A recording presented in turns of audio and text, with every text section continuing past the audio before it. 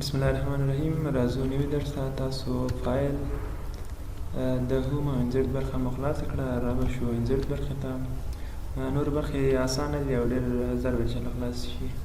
په ډیزاین کې تاسو کولی شئ خپل سلایډو ډیزاین بدل کړئ. کوم ډیزاین چې مو خوښ وي هماغه انتخاب کړئ. دلته راشئ، نور ډیزاینونه هم شته. مثلا زه دا ډیزاین انتخابوم. تاسو بیا راشئ خپل ډیزاینونو ته.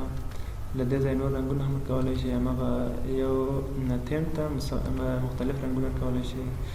له دې ځای هم کولی شئ چې رنګونه یې بدل کړئ. راشئ دا رنګ ورته انتخاب کړئ، دا په ټول عملي کېږي. بل راشئ زه همدا رنګ بیا انتخابوم. راشئ فونټ برخې ته، غواړئ چې خط یې هم بدل شي، د خط سټایل یې مثلا دا خط غواړم هماغه خط په ټول عملي شي. افیکټس د شیپس لپاره دي. تاسو راشئ دلته یو شیپ واخلئ، وروسته له هغه افیکټ کولی شئ. زه به دلته راشم، ډیزاین برخې ته به راشم. تاسو افیکټ اوکې کړئ، تاسو به ووینئ چې لږ تاثیرات په دغه شکل باندې لیدل کېږي، هماغه ته افیکټ ویل کېږي. بل بکګراوند ده، تاسو څرنګه بکګراوند غواړئ هماغه رقم بکګراوند انتخاب کړئ. تاسو وینئ چې بکګراوند جوړ شو. بل فارمټ بکګراوند ده، دا هماغه مخکینی برخې دي چې موږ تاسو لوستې وې.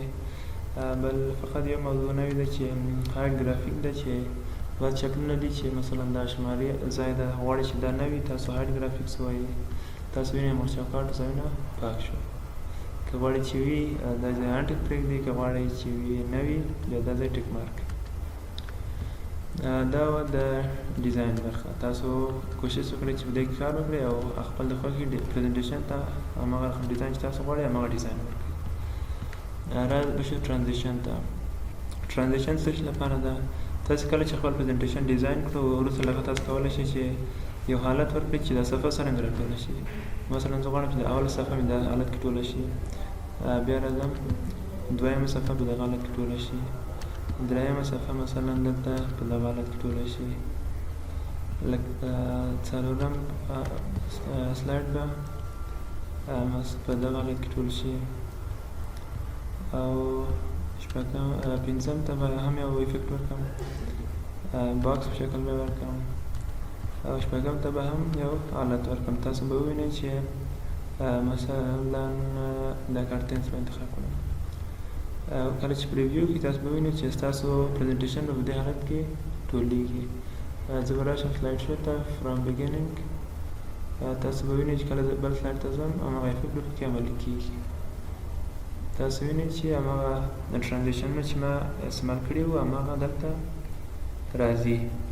تاسو راشئ ترانزیشن برخې ته. تاسو ولیدئ چې ترانزیشن څرنګه ده. اوس به راشو ترانزیشن نورو برخو ته.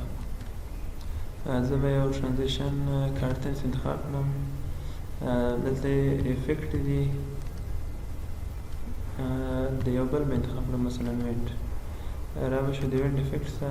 له چپه راسوي که له راسه چپ ته وي، هر کوم چې تاسو خوښ وي هماغه انتخاب کړئ. ساوند ولري که نه ولري، تاسو له دې چې کولی شئ چې یو ساوند هم ورکړئ، مثلا بریز. چې کله پریویو وهم داسې یو اواز تاسو اورئ.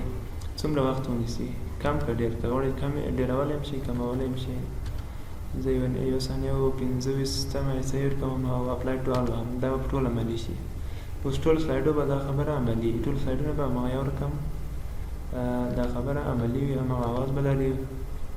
کله چې بل سلایډ ته ځئ هماغه دا په هر سلایډ باندې عملي ده. تاسو اگزیټ ووایئ یا کمپیوټر کې ESC اسکیپ بټن ووهئ، تاسو به له دې ځای څخه ولاړ شئ.